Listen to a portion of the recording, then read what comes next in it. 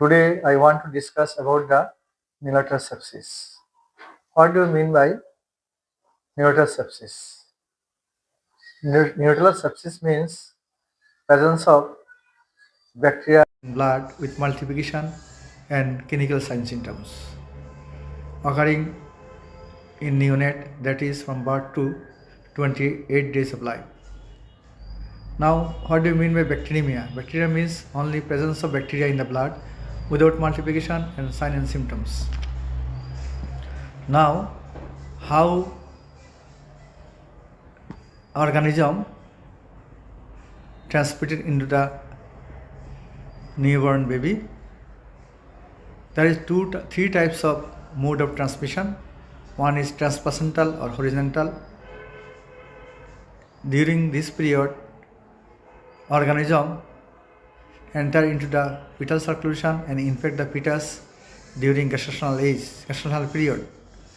Another mode of transmission is the vertical or perinatal, which occurs just prior to delivery or during the process of delivery.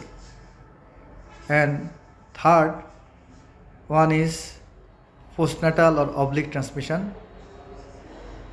In this mode of transmission, organism coming from community, that is mother, family member, or from hospital or nursing or neonatal care.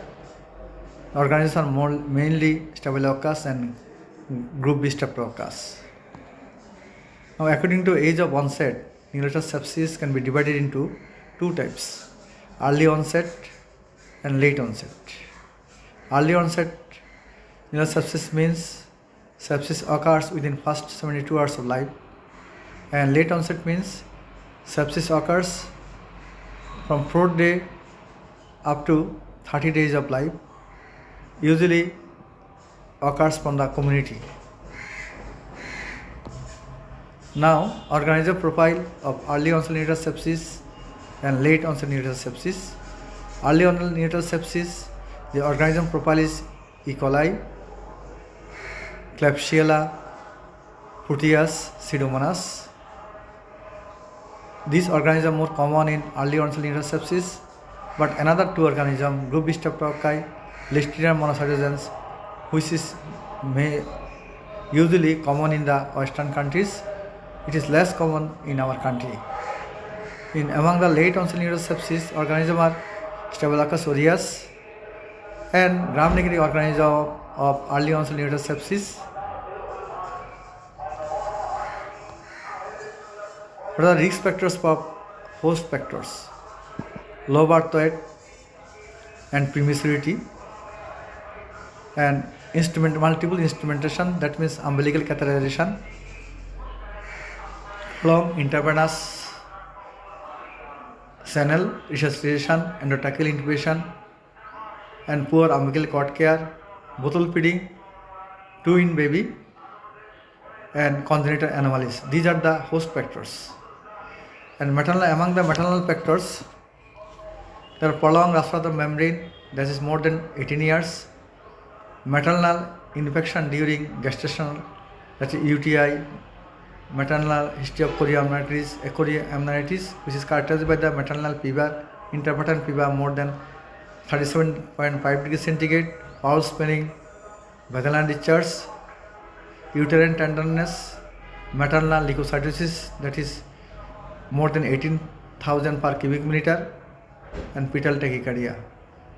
Also, if there is history of prolonged labor, which is the risk factor of neonatal sepsis, prolonged labor means summation of the first and second stage of labor if more than 24 hours. Single unclean or more than 3 sterile parvaginal examination during delivery, this is the most important risk factor for neonatal sepsis. Now, how can you diagnose neonatal sepsis? There is a rule of thumb. Any infant survives 48 to 72 hours of life without any obvious distress or congenital malformation, then subsequent deterioration of his condition is almost always due to neonatal sepsis until proved otherwise.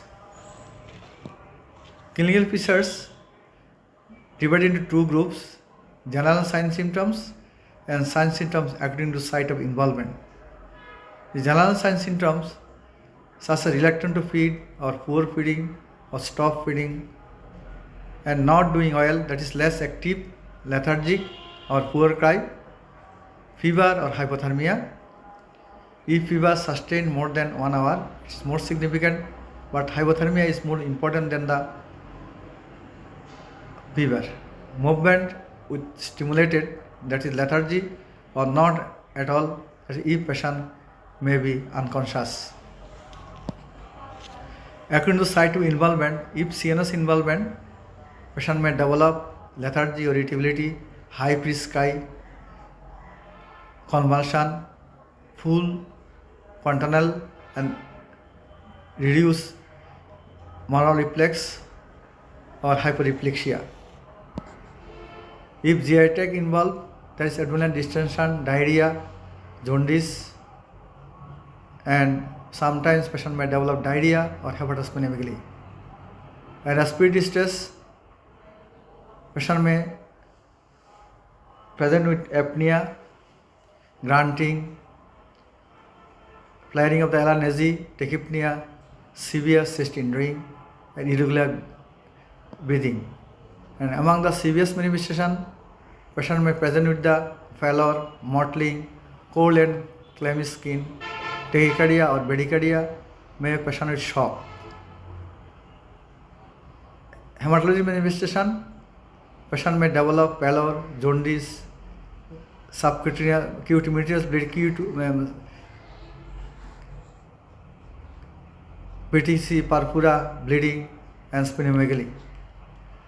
And if renal involvement, patient has oliguria, anuria, and most important sign in the skin such as scleroderma, which is characterized by the hardening of the subcutaneous tissue and mottling, and there may be multiple pustules. And if you examine the umbilicus, you also may see the periumbilical redness, foul smelling discharge. What are the investigation of sepsis? Most important investigation is sepsis screen. Total count less than 5,000 per cubic meter, that is leukopenia, maybe leukocytosis, more than 20,000 per cubic meter blood. There will be absolute neutrophil count less than 2,500 per cubic millimeter in term baby and less than 1,000 in preterm baby. IT ratio, that means immunosuppressive to total neutrophil count ratio, more than 0.2. C-reactive protein, that is CRP, positive, more than 1 mg per dl. Micro ESR, more than 15 millimeter in first hour, and there may be raised hepatoglobulin, that is more than 1 mg per dl. Among these 5 to 6 parameters, 2 or more, if 2 or more present, 95% chance of neonatal sepsis. Another investigation, most important investigation is complete blood count. Hemoglobin may be normal, may be reduced. Total count may be increased or decreased. Neutropenia is more pathognomonic than neutropenia, and platelet count may be decreased. Peripheral blood pressure study, toxic granules or brand neutrophil may present, that is metamyelocyte, myelocyte, and other investigation depends on the organ involvement. And one of the most important is the blood culture and urine for culture and sensitivity. For rapid diagnosis, counter immunoassay, latest aggregation test for group B streptococci and non-typeable Haemophilus influenzae. If you suspect that TROTS infection, in that case you do the TROTS screening. If you suspect meningitis, in that case you do the CSF study. And if there is respiratory distress, in that case you do the chest X-ray. An early marker of the neonatal sepsis is poor calcitonin and interleukin 1 and interleukin 6. Now treatment. Treatment include counseling, supportive treatment, specific treatment, treatment of complication, and treatment of underlying etiology, follow-up, prognosis and prevention. Now, among the specific therapy, you should start the empirical antibiotic therapy before getting clinical or before getting laboratory data or blood culture report. If early onset neonatal sepsis, you start with ampicillin plus gentamicin, and if not respond within 48 to 72 hours, you may add amikacin plus cefotaxime, but you should not prescribe the ceftriaxone because ceftriaxone may produce biliary charge and patient may suffer from sign symptom of obstructive jaundice. In late onset neonatal sepsis, the organism profile is Staphylococcus aureus, so your antibiotic should be corticillin or procrastilin plus amikacin or vancomycin plus gentamicin. If pseudomonas suspected, you add the ceftazidime plus amikacin. If Listeria monocytosis suspected, you add the ampicillin. In case of meningitis, drug of choice is cefotaxime plus ampicillin, ampicillin plus Listeria monocytosis. Now, duration of antibiotic therapy. Clinical diagnosis sepsis, but culture and laboratory data are negative. In that case, you continue the antibiotic for 5 to 7 days. If clinically diagnosed sepsis plus sepsis screen positive but culture negative, in that case antibiotic should be continued 7 to 10 days. If blood culture positive but no meningitis, duration of treatment is 14 days.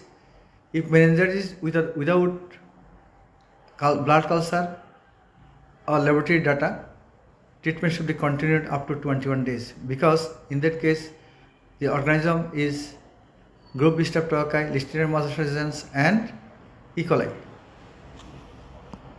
And there is another option is supportive therapy, feeding, maintenance of fluid and electrolyte balance, oxygen elevation if respiratory distress, care of the umbilicus, and treatment of complication if present such as shock, hypovolemia, metabolic acidosis, DIC.